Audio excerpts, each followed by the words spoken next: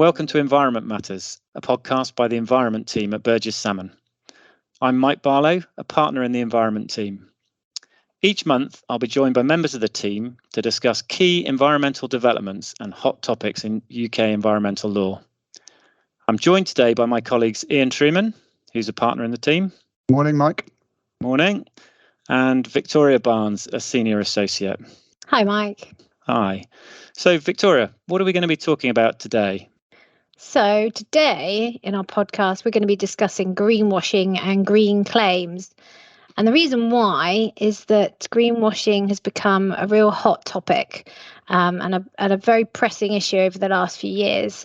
And that's because businesses have really sought to try to respond to this growing interest in environmental factors by making those green claims. But with those claims has come increasing scrutiny from kind of across the board, consumers and customers, regulators and activists. So what we hope to do really in chatting this morning is sort of unravel this often complex and multifaceted issue so that our listeners have a better understanding of what greenwashing is, what the risks are and how to avoid doing it. Great, thanks. I think probably the first thing we need to do is just to make sure that we all understand what we mean by greenwashing when we're talking about these sort of claims. Ian, what do we mean by the term today? Thanks, Mike. Well, it is difficult. We do have some definitions, particularly in the financial sphere, for example, from the European financial regulators. But there's no universally accepted definition. What we're really talking about here is we're referring to misleading claims about a business's environmental credentials, which are giving an impression of the business's activities that they're either less harmful or more beneficial to the environment than they really are. Great. So I suppose might be quite useful for the listeners then is just to share some sort of practical examples of such claims, just so that we can make sure that we've really nailed that down, what we're talking about. But Victoria, have you got any sort of examples we can think about? Yeah, definitely. I think sort of off the back of what Ian said, green claims are essentially sort of this any suggestion that your business, your product, your service, your operations is green or sustainable. So the common form that we see is sort of broad terminology, things like eco-friendly, sustainable. On packaging, you see the recyclable or better for the environment. So those are kind of like the common taglines that you see. But importantly, it's not always what you say, it's sort of how you say it as well. So the use of symbols, logos, graphics on packaging, even sort of imagery of nature and wildlife, that can all suggest environmental friendliness. So that's something to look out for as well. It's not that you have to really label sustainable all over your product, for example.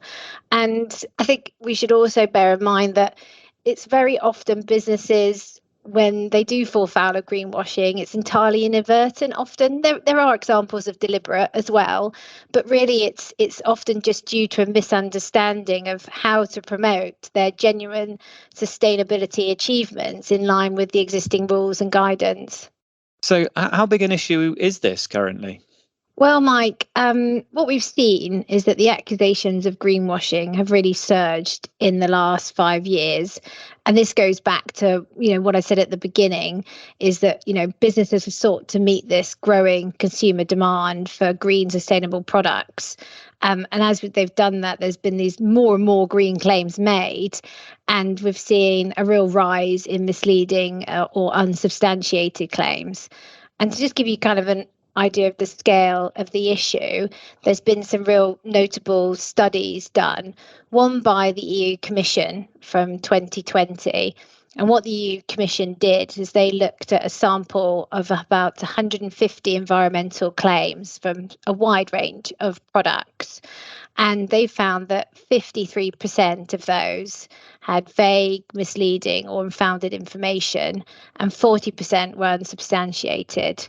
Similarly, we've had the Competition and Markets Authority here in the UK coordinate a global review of randomly selected websites and found that 40% of green claims made online could be misleading customers and consumers. So it's a significant problem with unsubstantiated or even deliberately misleading green claims. And the scale of this problem, Mike, is not going unnoticed. Consumers, regulators, and what we've seen highly motivated and organised NGOs are really clamping down and calling this out.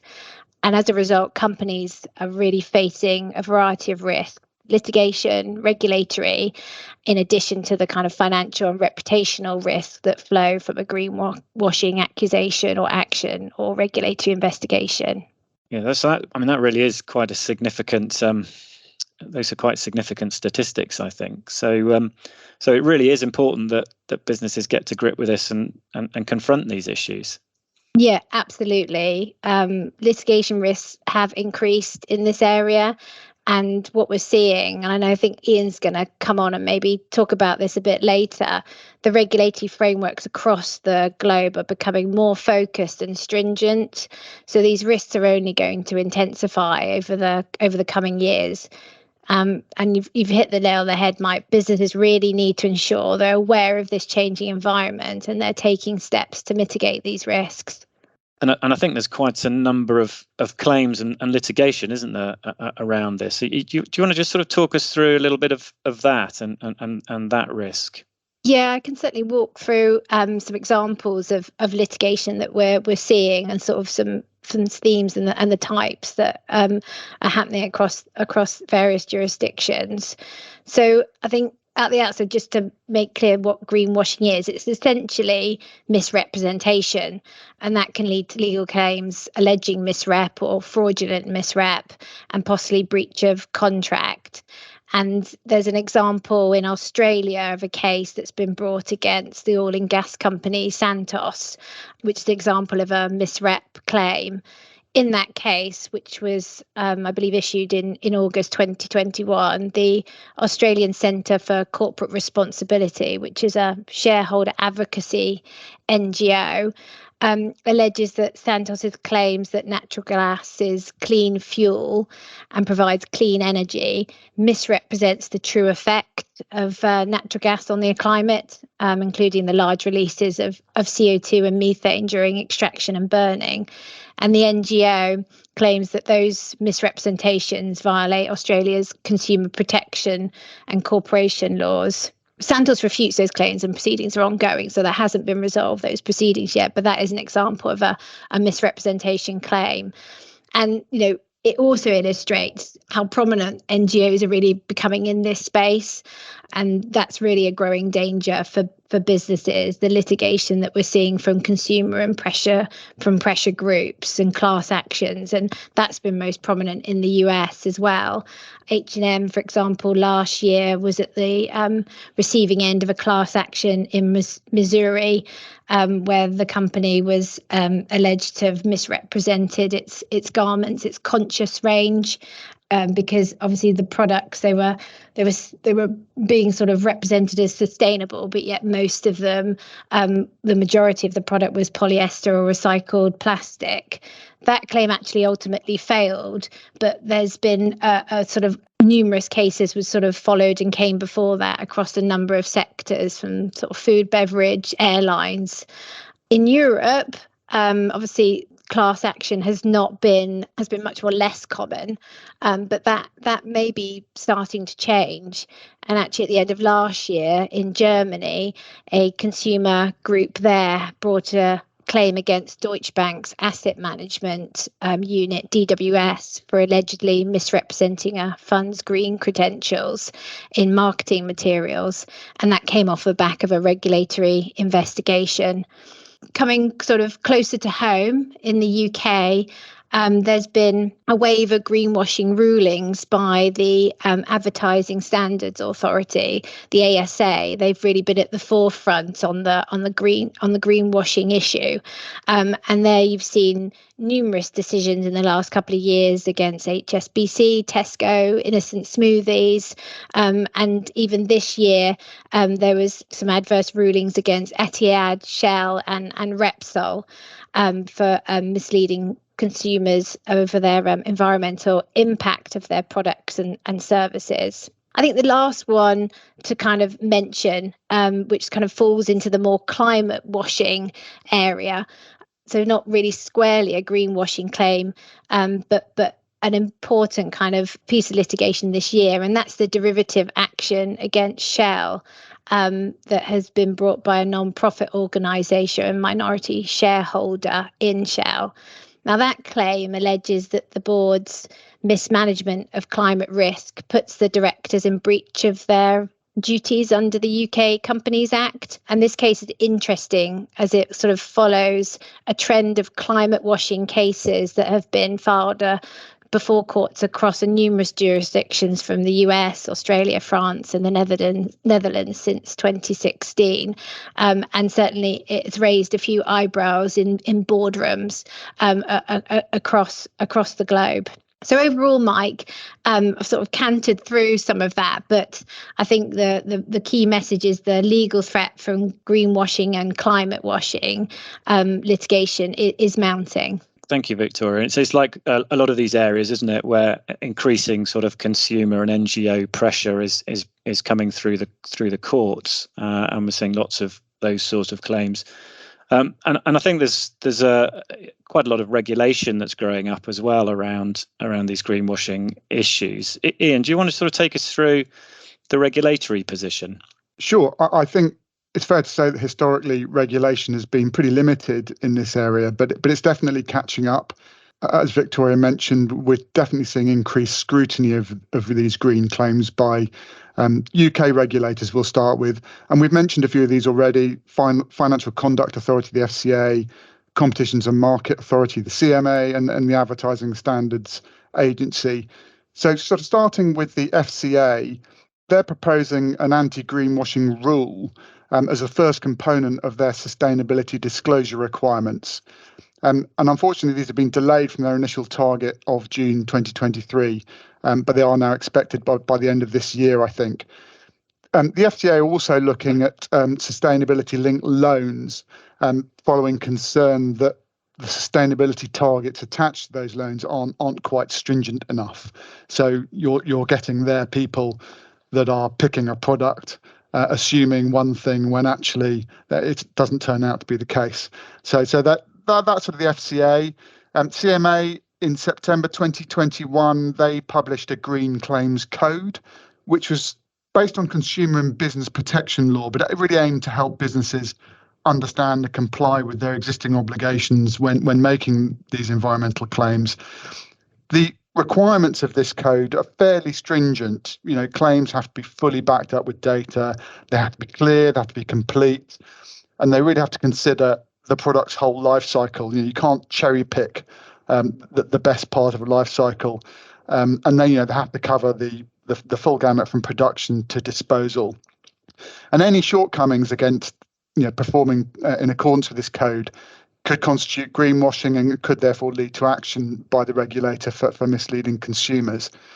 We've also got the upcoming Digital Markets Competition and Consumer Bill, which is a bit of a mouthful, but it essentially gives the CMA the similar powers to those that it enjoys in the competition arena. So it allows the CMA to fine perpetrators or offenders up to 10% of their global turnover for misleading green claims. So that's really going to get people's attention, I think. And this bill is making its way through the parliamentary process at the moment, and will continue, or is continuing now as the autumn session resumes. Finally, in the UK, the ASA has updated its guidance on misleading environmental claims and social responsibility. And this draws on sort of principles established in recent ASA rulings, and also those principles of the CMA's Green Claims Code that I just mentioned. So marketeers really have to have regard to these when making claims about initiatives where they're making any claims about environmental impact. And in addition to these changes to the regulatory frameworks, we're also seeing a significant uptake in regulatory effort in this area, as Victoria has already mentioned. There have been numerous greenwashing rulings, and all the regulators have ambitious programs of work in this area. an example of this, the CMA has announced earlier this year that it's opening an investigation into environmental claims made in relation to a wide range of fast-moving consumer goods, so things like food, drink, and toiletries, to try and work out whether businesses are complying with relevant consumer protection law or not. And then briefly on the EU, we still have to think about the EU. There is a draft EU claims directive that was published in March this year, and that aims to establish sort of the first set really of detailed EU rules for substantiation of voluntary green claims.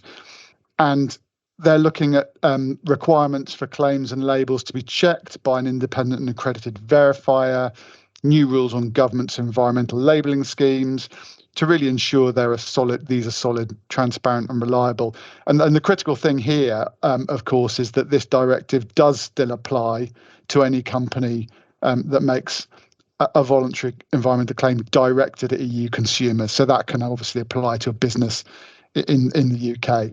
And then finally, on this, we've got the EU Council and Parliament that have announced as recently in mid-September this year, their draft rules will be updated to ban generic environmental claims, which Victoria mentioned earlier, things like a product being environmentally friendly or climate neutral, unless there's sort of really proof of that exceptional environmental performance that's been provided. And these rules will go forward for final endorsement and adoption by the Council and Parliament, which is expected to take place in November. And once the directive comes into force, member states will have 24 months to incorporate the new rules into their law. So it will apply to UK companies, of course, once it becomes legally enforceable.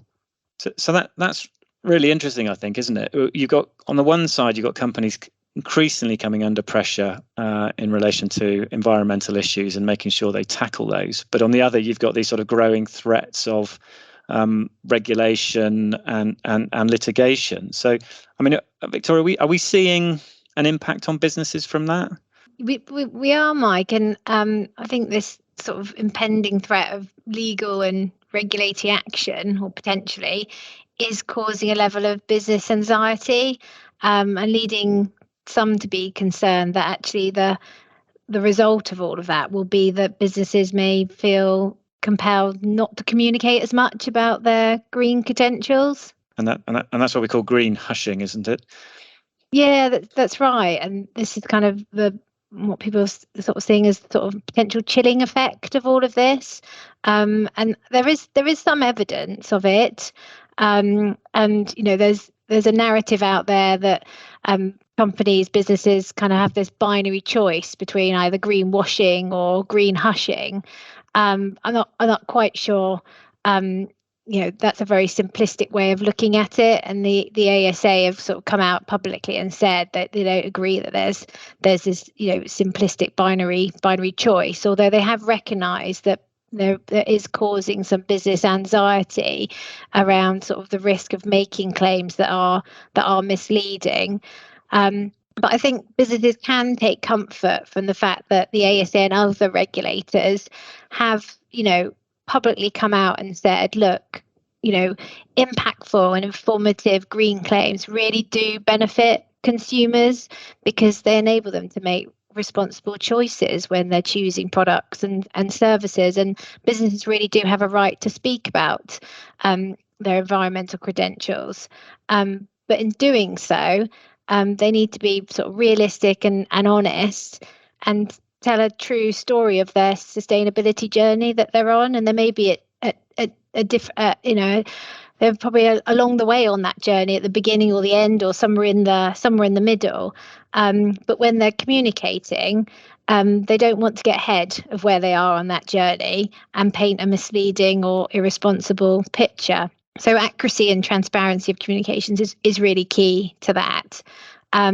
And I think, we've talked a lot about the risk here, but I think let's not lose sight of the fact that actually getting to grips with greenwashing presents a real opportunity for positive change. And we've had a number of clients come to us and sort out help and advice, and they're really trying to get to grips with any potential exposure and seeing it more as a positive opportunity to make some changes and put their house in order, but also as I said, doing those things, making impactful green claims that really will have a beneficial impact for their consumers and other businesses out there. Yeah, thank you for that, and I think that leads us on really nicely to so what's the advice in relation to practical steps that businesses can take faced with these risks? Ian, have you got any thoughts on that? Yes, of course. It's important to recognise, this is certainly a growing risk, and as Victoria mentioned, there's a fair bit of anxiety, but it's important to remember that there are always steps that businesses can take to mitigate these sort of risks whilst continuing to exploit the opportunities that are available. To boil this down to a really high level, I think, like any risk, it's really important to understand your own exposure, what risk you are exposed to as a business. Are you making green claims about products or services, either inadvertently or intentionally? Are you making climate-related disclosures in your company reporting, for example? And really identify all of the areas of your business and trying to sort of really understand your own exposure. And then, like any risk, it's a question of how you then manage that going forward. Have you got a plan for managing those risks? Whether that's developing a sustainability policy, updating your existing risk management procedures to include sustainability criteria, and making sure that this is coordinated and communicated across your whole business, to make sure there's a governance structure around this, because that's the danger with these new risks, is that they don't really fall in any existing box, for want of a better word, within your business, and they just get left. And that's where the problems can arise. Yeah, no, thank you for that. And Victoria, I know one of your things you particularly like doing is helping clients with their disclosures, and I know you've gone through various bits of material that have been identified by clients in the way that Ian's talked about. So, have you got any sort of top tips that you could give businesses in relation to when they've identified those communications, how to make them as risk-free as possible and as impactful as possible? Yeah, I can certainly give some kind of examples of key things to sort of look out for when making sort of any sort of claims. And as you said, Mike, we've worked with a number of clients looking at when they've wanted to make a statement or have a new sort of catch line they want to use on a product, and we've gone through and noted any potential sort of red flags for doing that. I think the ASA sort of described it as kind of practical tips to green speak with confidence. So here are my sort of top tips. I think the first one really is precision. Care and accuracy is really important.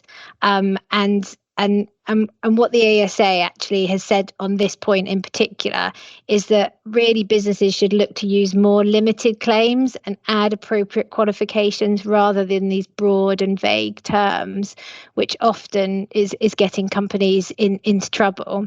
The second is specificity.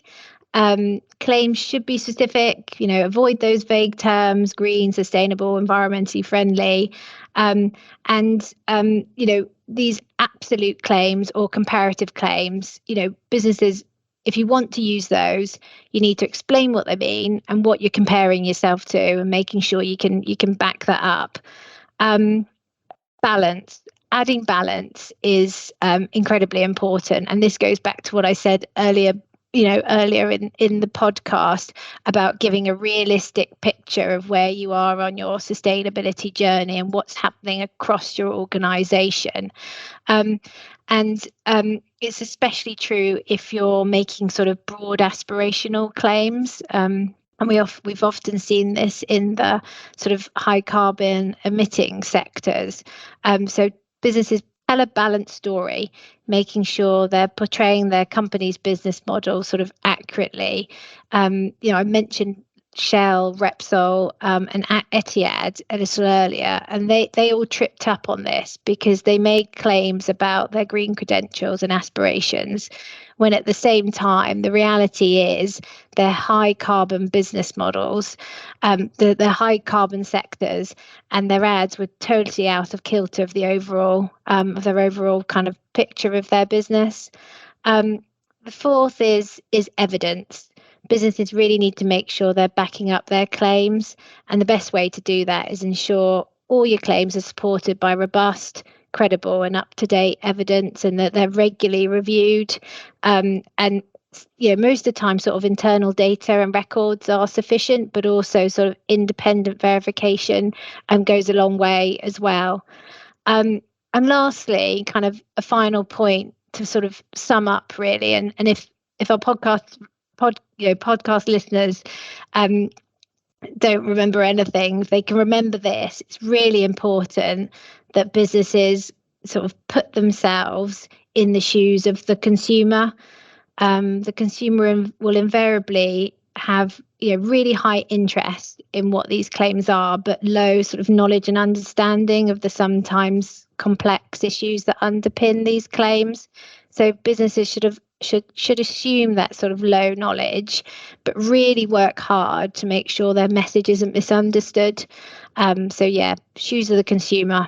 That's fantastic. Really helpful, practical advice, but both of you. And thank you both generally in relation to the podcast. I think that's a good place for us to stop. It's been really interesting to talk through those issues. Certainly, greenwashing is becoming an increasingly hot topic. It's likely to remain that, I think, for the foreseeable future. So if any listeners want to get in touch about any of the things that we've talked about today, then please do get in touch with any of the speakers today. So thank you all for listening. Thanks, Mike. Thanks, Mike. Thank you for listening to Environment Matters. If you'd like to know more about our environment team and how our experts can work with you, you can contact me, Michael Barlow, or any other member of the team via our website. If you enjoyed this podcast, you may also enjoy listening to our next podcasts, which will be available on Apple, Spotify, or wherever you listen to your podcasts normally. Our next episode is on nature-based solutions. So don't forget to subscribe, and thanks for listening.